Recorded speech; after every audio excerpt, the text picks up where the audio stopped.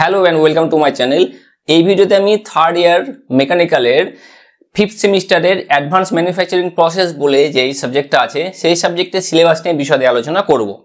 তো দেখো, এই যে সিলেবাসটি আছে, সিলেবাসটির অ্যাজ ইউজুয়াল তোমরা জানো পরীক্ষা হয় 100 মার্কসের। 100 মার্কসের পরীক্ষার মধ্যে 60 মার্কস হয় এন্ড সেমিস্টার এক্সাম, আর 40 আছে যেটা হলো ইন্টারনাল অ্যাসেসমেন্ট, 20 হলো ক্লাস টেস্ট, আর 20 হলো যেটা অ্যাসেসমেন্ট আর অ্যাটেন্ডেন্সের উপরে। এটা তোমরা সবাই জানো, এটা অনেক করে আসছো, গত সেমিস্টারে কিন্তু এইরকমই ছিল। তো এইখানে যে ইউনিট এবং চ্যাপ্টারগুলো আছে সেগুলো বেশ করে এরকম আছে। ফার্স্ট যে ইউনিট আছে তো সেটা হলো introduction to non traditional machining. এবার এখানে বলে রাখি তোমাদেরকে, এই যে অ্যাডভান্স ম্যানুফ্যাকচারিং প্রসেস বলে যে সাবজেক্টটা তোমরা ফোর্থ সেমিস্টার এবং থার্ড সেমিস্টার যেগুলো পড়েছো সেটা থেকে কিন্তু পুরোপুরি একটু আলাদা।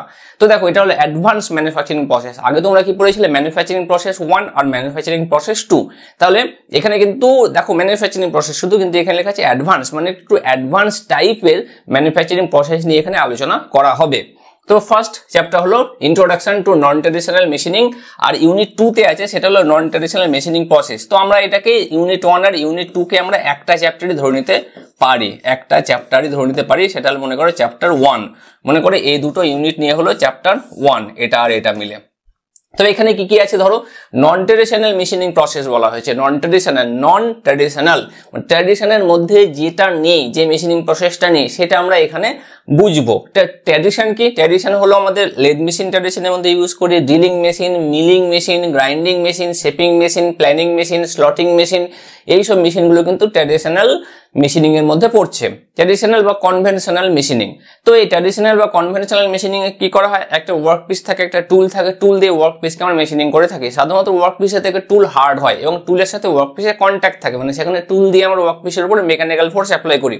কিন্তু এই যে নন ট্র্যাডিশনাল, যাকে আমরা আনকনভেনশনাল মেশিনিংও বলতে পারি, তো এই মেশিনিং প্রসেসে কি হয়, মেশিনিং এর টুলের সাথে ওয়ার্ক পিসে কোনো রকম ডাইরেক্ট কন্ট্যাক্ট থাকে না, মানে টুল দিয়ে আমরা ওয়ার্ক পিসের উপর কোনো রকম মেকানিক্যাল ফোর্স অ্যাপ্লাই করি না। তাহলে মেকানিক্যাল ফোর্স অ্যাপ্লাই না করার ফলে আমরা অনেক কিছু ফেসিলিটি এই ক্ষেত্রে পেয়ে যাই। আমরা যেই সব ওয়ার্ক, মানে ধরো ম্যাটেরিয়ালগুলোকে আমরা কনভেনশনাল ওয়েতে বা ট্র্যাডিশনাল মেশিন দিয়ে মেশিনিং করতে পারি না সহজে, সেই সবগুলোকে আমরা নন ট্র্যাডিশনাল মেশিনিং বা আনকনভেনশনাল মেশিনিং প্রসেস দিয়ে আমরা মেশিনিং করে থাকি। তো এর বেশ কিছু মেশিনিং প্রসেস আছে, যেমন ইউএসএম, যাকে আমরা বলছি আলট্রাসোনিক মেশিনিং। তারপরে যেটা আছে সেটা হলো ইডিএম বা ইলেকট্রিক্যাল ডিসচার্জ মেশিনিং, আর এটারই একটা ছোট ভার্সন হলো সেটা হলো ওয়্যার ইডিএম বা ওয়্যার কাট ইডিএম। তারপরে যেটা আছে সেটা হলো ইসিএম বা ইলেকট্রোকেমিক্যাল মেশিনিং। তারপরে যেটা আছে সেটা হলো ধরো ইবিএম বা ইলেকট্রন বিম মেশিনিং, আর এলবিএম বা লেজার বিম মেশিনিং। তো এই 5টা বা বলতে পারি ওয়্যার ইডিএম ধরলে 6টা নন ট্রেডিশনাল মেশিনিং প্রসেস আছে, এগুলো আছে। তো এইগুলো পড়লে তোমরা কি জানতে পারবে যে নন ট্রেডিশনাল মেশিনিং প্রসেস কিভাবে করা হয় এবং ট্র্যাডিশনাল থেকে নন ট্র্যাডিশনালে কি কি সুবিধা আছে বা অসুবিধা আছে এবং এর কি কি অ্যাপ্লিকেশন আছে, কোথায় ব্যবহার করা হয় এটাকে। তো এগুলো তোমরা জানতে পারবে।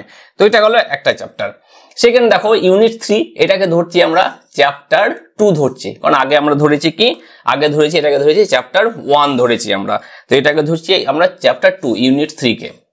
তো এইখানটা চ্যাপ্টারটার নাম কি হলো? চ্যাপ্টারটার নাম হলো জিগস অ্যান্ড ফিক্সচার্স। তো জিগস অ্যান্ড ফিক্সচার্স কি, নতুন শুনছো তোমরা কথাটা, আগে কিন্তু শোনোনি। দেখো, তোমাদের কাছে প্রত্যেকের কাছে স্টেনসিল থাকে। স্টেনসিল মানে ধরো যে প্লাস্টিকের একটা পাতলা প্লেট এবং তার মধ্যে অ্যালফাবেট করা থাকে, ডবল স্ট্রোকে অ্যালফাবেট। তো খুব সহজে আমরা সেটা দিয়ে ডবল স্ট্রোকে অ্যালফাবেট ড্র করতে পারি। কিন্তু শুধুমাত্র কি একটাই প্রসেস, এই দিয়ে আমরা ডবল স্ট্রোকের অ্যালফাবেট ড্র করতে পারি। আর একটা প্রসেস কি, তোমরা ফার্স্ট ইয়ারে ড্রয়িং এ শিখেছিলে যে অ্যালফাবেট কিভাবে ড্র করা যায়, কিন্তু একটা অ্যালফাবেট ড্র করতে তোমাদের ধরো 1 থেকে 1.5 মিনিট মতো সময় লাগে। মনে করে এ ড্র করতে হবে, ডবল স্ট্রোকের মধ্যে এ ড্র করতে হবে, অ্যালফাবেট এ। তো অ্যালফাবেট যদি ডবল স্ট্রোকের মধ্যে ড্রয়িং করতে হয় তাহলে প্রতিটা অ্যালফাবেট মনে করো যে 1 মিনিট করে সময় লাগছে।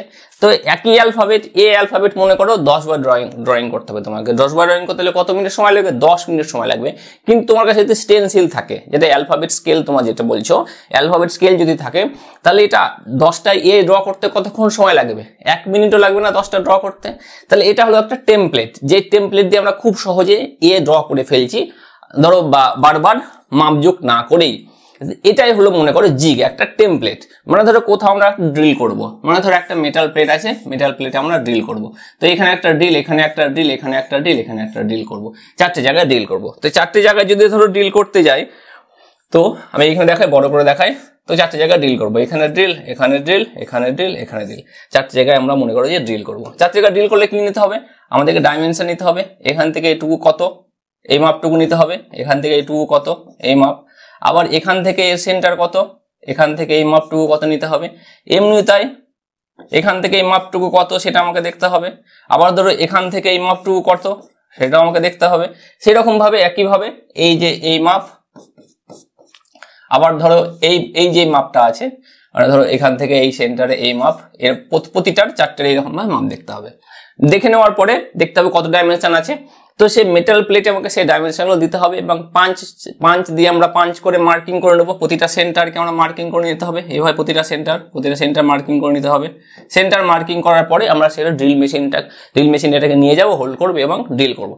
তো এবার একটাতে হয়ে গেল, মনে করো আরো 10টা প্লেটে করতে হবে, তাহলে এরকম ভাবে একই জিনিস রিপিট করতে হবে। তার প্রতিটা করতে মনে করো যে 5 মিনিট করে আমাদের সময় লাগছে, 5 মিনিট। তাহলে 10টা করতে কত সময় লাগবে, 50 মিনিট সময় লাগবে। কিন্তু মনে করে একটা প্লেটকে আমি এরকম করে নিলাম, প্রথমে করে নিলাম, তারপরে এই প্লেটটাকে আর একটা প্লেটের উপর বসালাম, ক্ল্যাম্প দিয়ে ক্ল্যাম্প করে দিলাম এবং ড্রিল মেশিনে নিয়ে গিয়ে মেশিনিং করে দিলাম। তাহলে আমাকে এই যে ড্রয়িং প্রসেস, এই প্রতিটা ড্রয়িং প্রসেস কিন্তু করতে হচ্ছে না, একবার করে নিয়েছি। তো এইটাকে আমি কি করছি, এই যে লাল রঙের প্লেটটাকে, এটাকে আমরা টেমপ্লেট হিসাবে ইউজ করছি, তা টেমপ্লেট হিসেবে যখন ইউজ করছি তাহলে একবার করলাম বারবার হয়ে গেল। তো এটাকে আমরা কি বলছি, এটাকে বলছি জিগ। বোঝা গেল জিগ কি। ফিক্সচার কি, ফিক্সচার মানে ধরো ভাইস হলো একটা ফিক্সচার, মানে ধরো হোল্ডিং ডিভাইস। তো জিগ কি করছে, জিগ এই যে মেটাল প্লেটকে হোল্ড করছে, মেটাল প্লেটকে হোল্ড করছে। তার সাথে কি করছে, টুল কোথায় যাবে, টুলটাকে গাইড করছে, টুল গাইড করছে, হোল্ড করছে ওয়ার্কপিসকে আর গাইড করছে টুলকে। বোঝা গেল। আর ফিক্সচার কি করছে, ফিক্সচার ভাইস। তাহলে ফিক্সচার কি করছে, ফিক্সচার শুধুমাত্র ওয়ার্কপিসকে হোল্ড করছে, রিজিডলি হোল্ড করছে এবং নির্দিষ্ট জায়গায় লোকেট করছে, কোনখানে মেশিন করতে হবে সেইখানে লোকেট করে রাখছে। তো জিগের কাজ কি, জিগের কাজ হলো যে ওয়ার্কপিসকে হোল্ড করা এবং টুলকে গাইড করা, রিজিডলি হোল্ড করা না, লাইটলি হোল্ড করা। জিগ সাধারণত কনস্ট্রাকশনে লাইট হয়ে থাকে, ফিক্সচার ভাইস হেভি হয়। তাহলে ফিক্সচারের কাজ কি, ফিক্সচারের কাজ ওয়ার্কপিসকে হোল্ড করা এবং নির্দিষ্ট পজিশনে লোকেট করা। তো জিগ আর ফিক্সচার হলো এই মোটামুটি কনসেপ্ট, এটাই আমরা বুঝবো। তো ধরো জিগের টাইপ আছে, ফিক্সচারের টাইপ আছে, আরো ধরো ক্ল্যাম্প আছে, লোকেটিং পিন আছে, এই সবগুলো কিন্তু পড়ানো হবে। বুঝতে পারলে এটা। তারপর দেখো চ্যাপ্টার বা ইউনিট 4 বলতে পারি, সেটা হলো সিএনসি মেশিন টুল। এটা হলো ইউনিট 4 এবং ইউনিট 5 আছে সিএনসি পার্ট প্রোগ্রামিং। তো ইউনিট 4 আর ইউনিট 5 কে নিয়ে আমরা বলছি সেটা হলো চ্যাপ্টার 3। আগে কি ছিল, আগে ছিল চ্যাপ্টার 1 আর 2, তো এটা হলো চ্যাপ্টার 3। তো এখানে কি আছে, এটা হলো যে সিএনসি মেশিন টুল বলতে গেলে ধরো আমরা কি করি, সাধারণত ম্যানুয়াল মেশিনে যদি মেশিনিং করতে এলে, মেশিনিং করতে এলে কি করি আমরা, মানুষ অপারেট করে মেশিনটাকে, মানুষ যখনই সরে চলে মেশিনটাকে চলবে না। আর মানুষ একটা মেশিনিং করতে গেলে কত স্পিডে করতে পারবে, একটা তার নির্দিষ্ট স্পিড আছে, কার্যক্ষমতা আছে, তার মধ্যে ফ্যাটিগনেস চলে আসে, আবার কাজ করতে করতে ভুলও হতে পারে, ভুল হলে ওয়ার্কপিসটা বাদ, এটা হচ্ছে ব্যাপার। তারপরে তাকে যদি যথেষ্ট ক্রিটিক্যাল কোনো অপারেশন করতে দেওয়া হয় লেদ মেশিন বা অন্য কোনো মেশিনে, সে কিন্তু অতটা ক্রিটিক্যাল হয়তো করতে পারবে না, তাকে যথেষ্ট স্কিলড হতে হবে, নাহলে কিন্তু তার পক্ষে করা পসিবল নয়, এটা হয়। কিন্তু এর সাথে যদি একটা কম্পিউটার অ্যাড করে দেওয়া হয়, কম্পিউটার মানে ধরো কম্পিউটার অ্যাড করে দিলাম, কম্পিউটারের সাথে আর একটা ডিভাইস থাকলো মেশিন কন্ট্রোল ইউনিট, মানে মেশিনকে কন্ট্রোল করবে এবং তার সাহায্যে মেশিনিং হচ্ছে, মানে কম্পিউটারে আমরা ইনপুট দিচ্ছি, কম্পিউটারকে বলে দিলাম কি করতে হবে, কম্পিউটার সেই কাজটা মেশিন দিয়ে করিয়ে নিচ্ছে। তাহলে কম্পিউটারে আমরা যে কোনো রকম কিছু ইনপুট দেবো, যেটা ইনপুট দেবো সেটাই কিন্তু কাজটা করে ফেলবে, খুব ইজি এবং খুব কম সময়ের মধ্যে এবং খুব এফিসিয়েন্টলি এটা করবে। তাহলে মানুষের যে ফ্যাটিগনেস সেটা কিন্তু আসছে না, মানুষ শুধুমাত্র কম্পিউটারকে কমান্ড দিচ্ছে, কম্পিউটারের ভাষাতে, কম্পিউটারের ল্যাঙ্গুয়েজে। তো এখানে যে ল্যাঙ্গুয়েজ আছে সেটা হলো, সেই ল্যাঙ্গুয়েজটা হলো আমাদের সিএনসি পার্ট প্রোগ্রামিং, বা হলো আমাদের এই ক্ষেত্রে যেই আমরা বলছি সিএনসি প্রোগ্রামিং, পার্ট প্রোগ্রামিং বা সিএনসি প্রোগ্রামিং এটা। তো এখানে সিএনসি মেশিন সম্পর্কে পড়ানো হবে, সিএনসি টাইপ 5 এইসব কিছু সম্পর্কে পড়ানো হবে। তো তারপরে লাস্ট চ্যাপ্টার আছে যেটা হলো ইউনিট 6, আমরা যেটাকে বলছি চ্যাপ্টার 4। আগে চ্যাপ্টার 1, 2, 3 গেল, চ্যাপ্টার 4 সেটা হলো ফ্লেক্সিবল ম্যানুফ্যাকচারিং সিস্টেম বা সংক্ষেপে FMS flexible manufacturing system, flexible manufacturing এবং সিস্টেম। তাহলে এমন একটা ম্যানুফ্যাকচারিং সিস্টেম হবে যেই সিস্টেমটা ফ্লেক্সিবিলিটি আছে সিস্টেমের।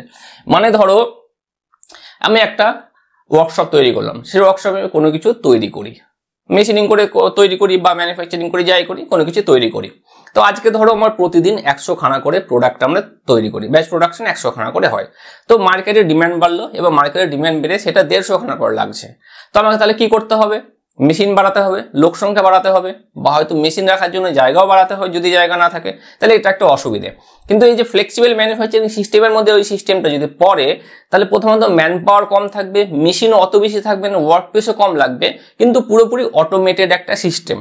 এবং আজকে যদি 100 খানা আমি প্রোডাক্ট তৈরি করি, ইউনিট তৈরি করি পার ডে, কালকে যদি 150 বা 200 খানা করতে হয়, তাহলে ওই মেশিনের মধ্যে এবং ওই ম্যান পাওয়ার দিয়ে কিন্তু আমি করতে পারবো এটাকে।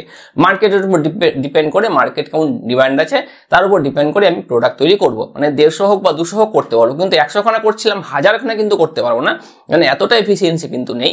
আর এটা হলো পুরোপুরি একটা অটোমেটেড সিস্টেম, মানে মানুষের আর এর মধ্যে হস্তক্ষেপ খুবই কম থাকবে। এটাই হলো ফ্লেক্সিবল ম্যানুফ্যাকচারিং সিস্টেম, এমন একটা সিস্টেম যেটার মধ্যে ফ্লেক্সিবিলিটি আছে এবং অটোমেটিক একটা সিস্টেম।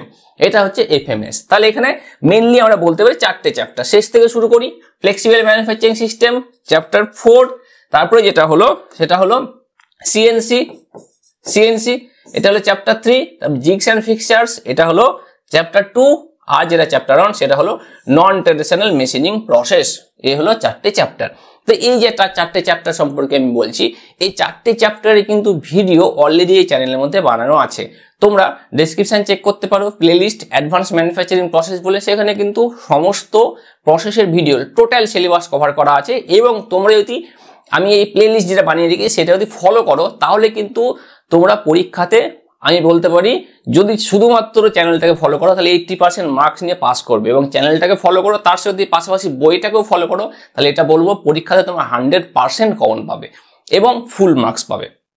তো আশা করছি এই অ্যাডভান্স ম্যানুফ্যাকচারিং প্রসেসের সিলেবাস সম্পর্কে তোমাদের কনসেপ্ট ক্লিয়ার হয়েছে। তো এই ভিডিওটি দেখার জন্য ধন্যবাদ। এই চ্যানেলের আরো আপডেটেড ভিডিওর জন্য এই চ্যানেলটিকে সাবস্ক্রাইব করো।